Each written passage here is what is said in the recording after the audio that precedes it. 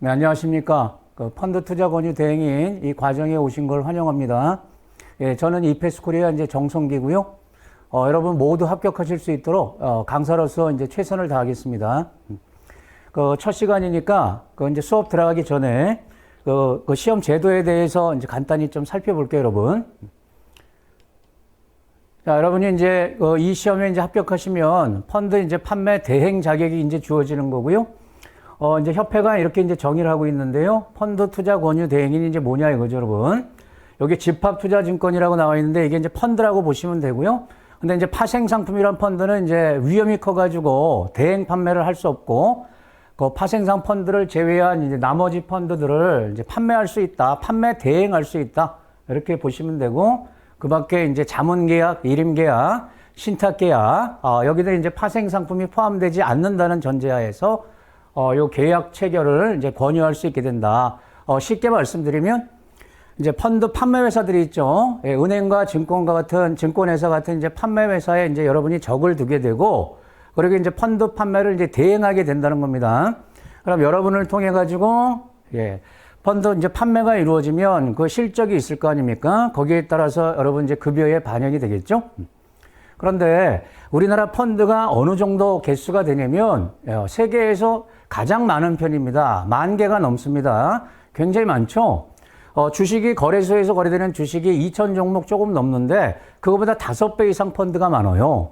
그럼 거기서 좋은 펀드를 골라서 투자자한테 이제 권유를 해야 되니까 이게 이제 만만치 않겠죠, 여러분?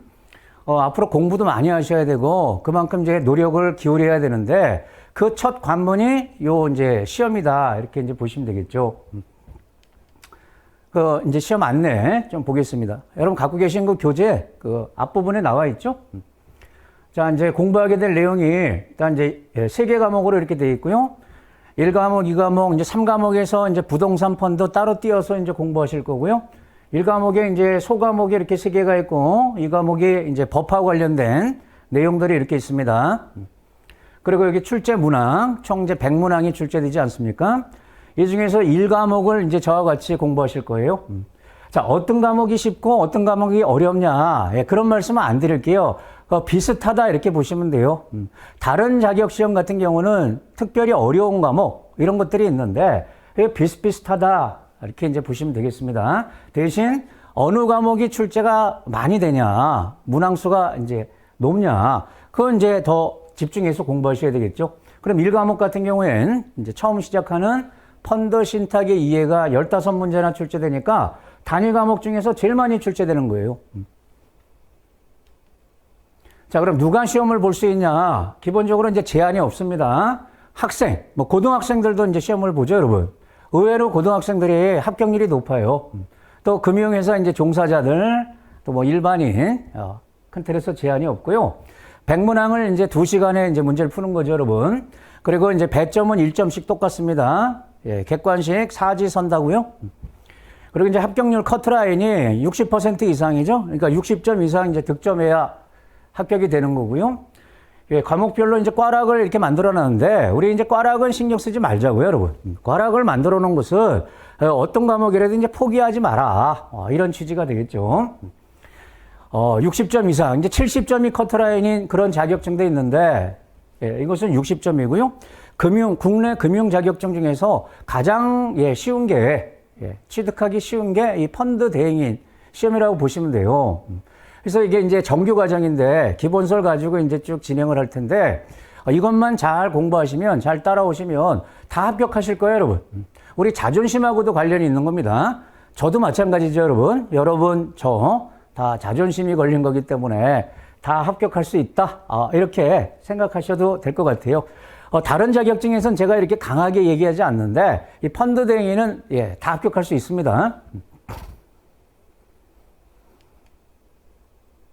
네. 이 정도 이제 소개를 드리고, 그러면 이제 본격적으로 이제 교재 수업 진행하겠습니다. 여러분 그 협회가 발간한 교재 갖고 계시죠? 그걸 이제 기본서라고 이렇게 이제 칭하겠습니다. 그 교재 중심으로 이제 쭉 강의가 진행되는데 저는 이제 PPT를 사용하겠습니다. 요 순서가 교재하고 똑같기 때문에 여러분 이제 불편하지 않으실 거예요. 또 요 PPT를 필요하면 여러분 이건 이제 제공을 해드리기 때문에 이걸 뭐 다운받아서 이렇게 활용하셔도 될 겁니다. 아니면 이제 기본서 거기 체크 잘 해놓으시고요. 첫 번째 파트입니다. 1과목 첫 번째 이제 펀드의 이해. 과목 소개를 간단하게 좀 드리겠습니다. 이게 이제 펀드 파트하고요. 신탁의 이해라고 이렇게 교재는 분리를 해놨는데 실제 시험은 펀드 신탁의 이해 그래서 합해서 15문제가 출제되고요. 펀드의 이해에서 이제 이와 같은 펀드 얘기를 이제 할 거고요. 신탁에서 이제 신탁 상품 얘기를 할 거예요. 신탁 계약 체결도 권할 수가 있다 그랬잖아요. 그럼 어디서 많이 출제되냐? 이 펀드 파트가 출제 비중이 높습니다. 한 10개 이상이 펀드에서 출제되고 신탁에서 한 5문제 이내 이렇게 보시면 돼요. 그래서 펀드에 좀 신경을 많이 쓰시고요. 자, 학습 분량이 좀 이제 많은 편이지만 내용 자체가 어렵지 않습니다, 여러분. 뭐든지 처음 공부하실 때는 생소해서 어렵다고 느끼는데 한 번만 잘 그걸 극복하시게 되면 어렵지 않습니다. 그리고 이제 암기만 잘 하시면 돼요. 그러니까 낯선 데서 이제 또 나는 경향도 있기 때문에 이제 정형화되어 있다. 고득점이 가능하다. 아시겠죠? 그러면 이제 펀드의 이해부터 시작을 할까요, 여러분? 1장에 보면 이제 집합투자기구, 이 집합투자기구는 법률, 법상 용어고요. 자본시장법에서 이제 사용하는 말이 집합투자기구고, 흔히 우리가 이제 이걸 펀드라고 얘기하는 겁니다. 펀드, 그러면 6글자로 집합투자기구. 투자자 돈을 모아서 집합해서 투자하는 이제 기구다. 뭐, 그릇이다. 이렇게 봐도 되고요. 그 유형부터 보겠습니다. 자, 펀드가 뭐냐? 다 아시잖아요, 여러분. 펀드. 공동기금. 뭐 이런 의미라고 봐도 되겠죠? 그래서 이제 불특정 다수의 투자자로부터 자금을 모아서 이제 기금을 만드는 거예요. 펀딩한다 이런 말 쓰지 않습니까? 그래서 이제 재산적 가치가 있는 자산에 투자를 하는 거죠. 그리고 이제 투자 결과를 자기가 투자한 지분에 따라서 이제 수익을 배분하는 제도, 이게 이제 펀드고, 이 펀드는 이제 어떤 특징을 갖고 있냐? 미리 좀 보자고요, 여러분. 돈을 내는 투자자들이 있겠죠? 그리고 그 돈을 운용하는 운용자가 분리되어 있습니다. 그러니까 내가 내 돈으로 직접 투자하는 게 아니죠? 그게 아니고 전문가, 운용자한테 맡기는 거다. 이게 분리되어 있다. 그러면 투자자, 돈을 내는 투자자는 운용자한테 간섭할 수 있다 없다? 펀드는 간섭을 못합니다. 내 돈을 불려달라 이렇게 맡기는 거지 내 돈을 어떤 주식에 투자해라 이렇게 간섭하면 안 된다는 거예요. 그건 이제 운용자가 직접 간섭 안 받고 하는 거고요. 그 결과 이익이 날 수도 있고 손실이 날 수도 있겠죠. 그것은 다 투자자한테 귀속되는 거예요. 이익이든 손실이든. 이런 형태의 상품을 실적 배당 상품이다 이렇게 부릅니다. 그러니까 운용자는 최선을 다해서 운용을 대신 해주는 것뿐이지 책임지지 않아요. 죄송하다 하는 거예요. 투자자한테 다 귀속이 된다. 실적 배당이다. 이익이 나든 손실을 보든. 그리고 여러분 이제 그 투자자가 맡긴 이 소중한 돈을 운용자가 갖고 있으면 어떻게 돼요? 이 사고 날 수 있죠? 운용자가 잠수 탄단 말이에요. 그러니까 도주한단 말이에요. 그럼 어떻게 찾습니까? 그래서 펀드는 펀드 재산, 이거 고객돈 아닙니까? 이것을 운용자가 갖고 있으면 안 돼요. 반드시 운용자 고유 재산하고 분리해야 된다. 그래서 이제 안전하게 맡기게 돼 있습니다. 신탁업자한테. 이런 특징을 갖고 있는 게 이제 펀드다. 나중에 여러분 이 과목 이제 법규 공부하실 때 아마 이런 내용들이 나올 겁니다. 그러니까 처음에 이렇게 공부하시면 과목별로 좀 중복되는 내용이 있어요. 그래서 앞에서 잘 해놓으시면 뒤에서는 이제 쉽게 복습 정도라고 이제 볼 수가 있습니다. 자, 여기서부터가 이제 교재에 나온 내용인데 이제 펀드의 유형을 좀 이제 나눠볼게요, 여러분. 이게 다른 말로 법적 형태라고도 얘기해요. 우리 펀드 관련 법 그러면 이제 많이 알고 계시죠? 자본시장법을 얘기하는 건데요. 이 펀드를 이제 설정이나 설립할 때 법적 형태를 이렇게 규정을 해놨습니다. 계약형, 회사형, 조합형, 이렇게 이제 펀드를 만들 수가 있다. 근데 계약형 펀드는 딱 하나밖에 없습니다. 투자 신탁. 말이 좀 어렵죠? 투자 신탁, 신탁 구조를 띠고 있는 이제 펀드다 이런 뜻인데요. 요건 펀드를 얘기하는 거예요, 여러분. 일반적인 신탁 상품이 아니고. 그 다음에 회사형 펀드. 회사를 만들어서 이제 펀드를 운영하겠다 이거예요.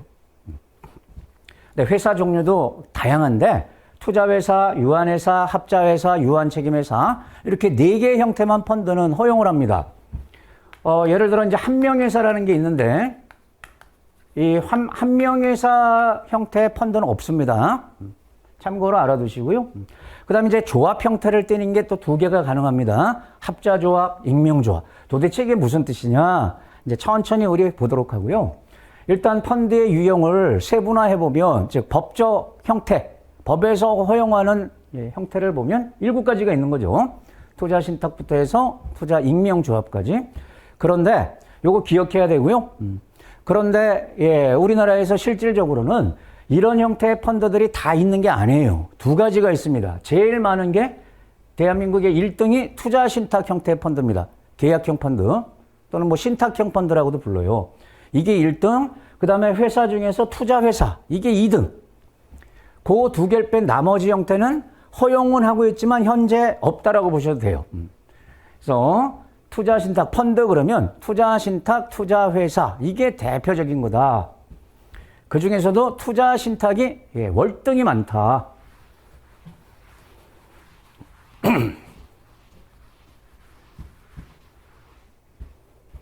이런 건 이제 외워두셔야 되고. 자, 그러면 제일 먼저 투자 신탁 펀드부터 볼게요, 여러분. 투자 신탁 형태의 이제 펀드. 그러니까 신탁 구조를 띠고 있다. 그러면 누구와 누구 사이에 이 펀드는 처음에 신탁 계약을 체결해야 돼요. 그리고 나서 펀드에 이제 투자자 돈을 모으고 운용 들어가는 건데요. 자, 집합투자업자라는 게 있죠. 이게 자산운용회사예요. 펀드 운영하는 회사. 얘하고 신탁업자, 이걸 이제 수탁회사라 부르는데 이 둘 간에 신탁 계약을 미리 체결해야 됩니다. 그러니까 왜 그러냐면 얘가 운영하는데 자기 돈이 아니잖아요, 여러분. 투자자 돈을 얘가 갖고 있으면 안 된다 했죠? 사고 위험이 있기 때문에 자, 내가 어떤 펀드를 이제 만들어서 운영할 텐데 들어오는 돈을 너한테 맡길 거야. 이 신탁업자한테 재산을 맡겨야 됩니다. 너한테 맡길 거야. 그래서 이제 계약을 체결하는 거예요. 신탁 계약을. 자, 이런 형태 여러분 이제 펀드 가입하고 그랬을 때 돈이 어떻게 흘러가는지 그 구조를 조금 이해해 보겠습니다. 자, 이 투자 신탁에서 펀드 투자하는 자를 투자자라고도 부르지만 수익자라는 표현을 씁니다. 수익자 그러면 투자자예요, 여러분. 투자 신탁에서. 얘가 판매회사를 통해서 이제 은행이나 증권 이제 그 창구를 통해서 수익증권을 매수한다. 수익증권 매수라는 게 이제 펀드 가입했다는 뜻이에요, 여러분. 펀드에서 발행하는 증권이 특히 투자 신탁에서 발행하는 증권이 수익증권입니다. 수익증권. 그럼 그거를 이제 매수하는 겁니다. 그러면 이것을 이 수익증권을 투자자 가져가는 게 아니에요, 여러분. 펀드 가입했을 때 그 수익증권을 가져가는 게 아니고 그것은 예탁결제원, 우리나라 이제 한국예탁결제원이 있는데 여기에 예탁이 되는 거고요. 그럼 투자자는 뭘 가져가냐? 통장을 이제 발급받는 거예요, 여러분. 예금 통장, 이렇게 저축 통장 받듯이 수익증권 이제 통장을 받게 됩니다. 어쨌든 펀드 투자하게 되면 이제 돈을 내는 거 아닙니까? 얼마 투자하겠다. 뭐. 그럼 그 돈이 판매회사를 통해서 여기가 중요해요, 여러분. 어디로 간다? 집합투자업자한테 가는 게 아닙니다. 신탁업자한테 이제 돈이 가는 거예요. 그럼 신탁업자가 그 재산을 갖고 있어요. 근데 얘가 이제 마음대로 샀다 팔았다 하는 게 아니고 실제 운영하는 건 집합투자업자, 자산운용회사이기 때문에 얘가 신탁업자한테 이제 지시해서 투자가 이루어지는 거예요. 지금 너가 갖고 있는 돈 일부를 갖다가 무슨 주식을 사라, 뭐를 팔아라, 사고 팔아라 이렇게 이제 지시에 의해서 투자가 이루어지는 개념이다. 이게 투자 신탁이다. 자산운용회사가 직접 돈을 갖고 있으면 기동성도 좋고 쉽게 신속하게 매매를 할 수 있으니까 훨씬 좋은 거 아니냐. 물론 그럴 수 있지만 사고 위험 때문에 분리를 한다는 겁니다.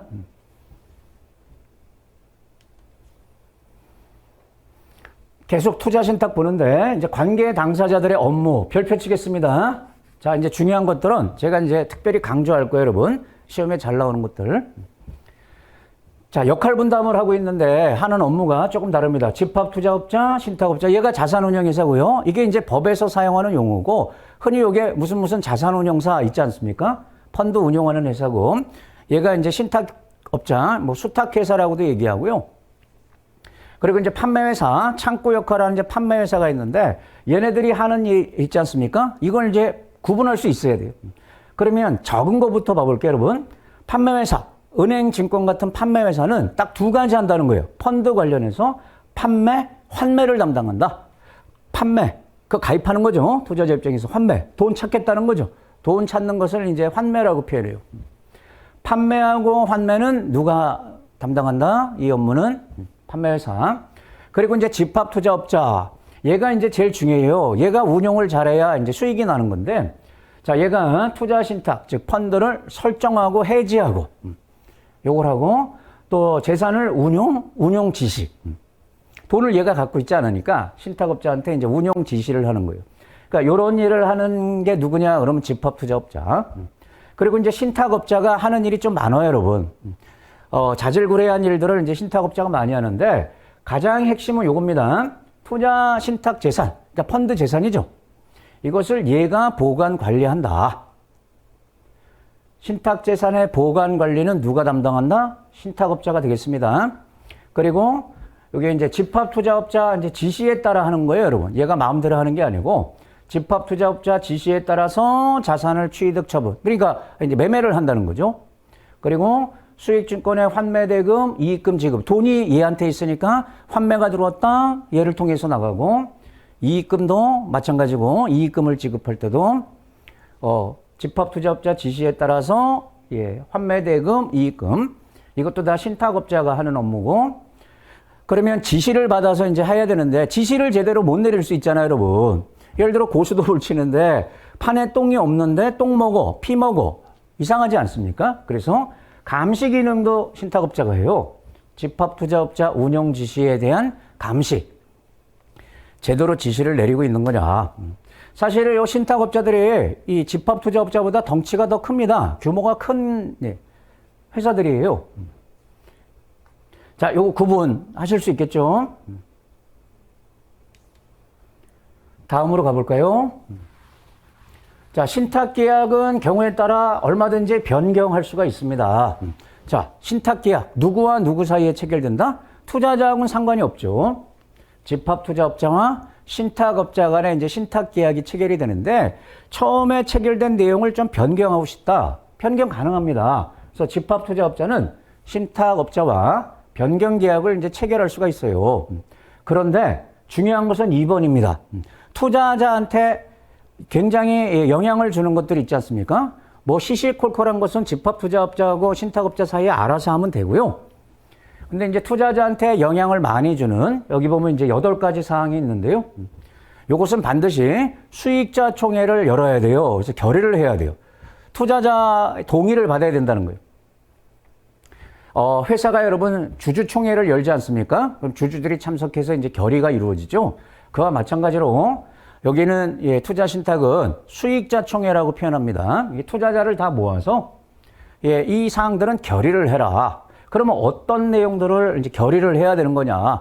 중요한 사항이라고 제가 말씀드렸는데 특히 중요한데 투자자한테 유리한 쪽으로 변경할 때, 불리한 쪽으로 변경할 때, 불리한 쪽으로 변경할 때 투자자가 알아야 될 거 아닙니까? 동의를 받아라. 결의를 해라. 자, 요거 외워야 됩니다. 역시 이것도 시험에 빈출이다. 자, 그럼 좀 외우는 방법을 말씀드릴게요, 여러분. 8가지가 있는데 집합투자업자, 신탁업자 등이 이제 가져가는 보수나 수수료 같은 것들이 있단 말이에요. 그렇죠? 공짜가 어디 있습니까? 대신에 운영해주는 대가, 수수료, 보수를 취득하는데 그걸 올리겠다. 인하는 아닙니다. 인하는 투자자한테 좋은 거잖아요. 인상할 때는 반드시 수익자총회 결의를 해야 돼요. 결의사항에 들어간다. 그 다음에 여기 7번 먼저 봐볼까요? 환매형 펀드라는 게 있고 환매 금지, 환매가 안 되는 펀드가 있어요. 그러면 뭐로 바꿀 때? 환매형을 환매 금지형으로. 그럼 투자자한테 안 좋지 않습니까? 돈을 찾을 수가 없다는 거예요, 여러분. 금지형으로 바꿨기 때문에 이것도 결의사항이고요. 반대는 아닙니다. 그 다음에 이제 우리가 돈을 찾겠다 그러면 그 이제 환매대금 지급일이 있단 말이에요. 빠르면 2일 날 돈이 들어오고 또 T 플러스 2일, T 플러스 3일, 뭐 4일 이런 식으로 좀 다양한데 그 지급일을 연장하겠다. 이것도 투자자한테 불리한 거 아닙니까? 그러니까 단축하면은 결의를 안 해도 돼요. 근데 연장할 때 결의를 해야 된다. 일단 여기 뒤에 말을 조금 이제 주의하시면 되고요. 그 밖에 여기 2번 신탁업자가 변경됐다. 그리고 6번 집합투자업자가 변경됐다. 운용사가 달라지고 보관하는 이제 회사가 달라지고 재산을 얘네들이 신탁계약을 체결하는 주체 아니겠어요? 얘와 얘. 이건 중요하게 보는 겁니다. 이 변경 사유는 결의를 해야 된다. 그런데 여기 주의하실 거 판매회사가 변경되는 것은 아무 상관없습니다. 운용사의 펀드를 판매회사들이 여러 판매회사가 여러분 갖다가 팔아요. 판매회사는 뭐 변경돼도 투자자한테 크게 이게 중요하진 않습니다. 중요한 사항으로 보지 않아서 판매회사 변경은 결의사항이 아니라는 거. 그 다음에 그 밖에 이런 것들 중요한 거예요. 신탁 계약 기간이 변경됐다. 또는 투자 신탁의 종류가 달라졌다. 또 투자 대상 자산이 달라졌다. 이런 것들도 중요하다고 보는 거예요. 그러니까 나는 주식형 펀드인지 알고 가입을 했는데 나중에 보니까 채권만 갖고 있는 거예요. 말이 안 되겠죠. 예, 이렇게. 그래서 8가지를 순서대로 막 이렇게 하지 마시고 조금 이제 효과적으로 외우시려고 그러면 이런 것들에 이제 초점 맞춰서 하는 게 좋겠다. 됐나요? 이렇게 제가 이제 뭐가 시험에 잘 나온다, 중요하다 이렇게 말씀을 드리는 거고요. 그럼 여러분들은 이걸 이제 체크를 잘 해 놓으셨다가 이제 암기를 통해서 자기 걸로 만들어야 되겠죠? 자, 신탁 계약이 변경됐단 말이에요. 그러면 투자자한테 알려라. 그게 공시죠. 그리고 이제 개별적으로 또 필요하면 통지를 해라. 일단 신탁 계약 변경 시에는 이제 공시를 하는데 어디에 하면 되냐면 그 이제 인터넷 홈페이지입니다. 그러면 관심 있으면 들어와서 이제 보면 돼요. 공시를 이제 홈페이지에 공시를 해야 되고요. 그런데 아까 이거 8가지 중요한 내용이 있지 않았습니까? 이제 수익자 총회를 열어서 결의했던 그 8가지 사항에 대해서는 공시 당연히 해야 되고 그 수익자들한테 이건 통지를 해야 된다. 중요한 내용이기 때문에 이게 결의가 됐다. 아니면 반대표가 많아서 통과가 안 됐다. 이런 것들을 이제 통지를 해야 된다. 통지까지. 그렇군. 그 정도 보시면 됩니다.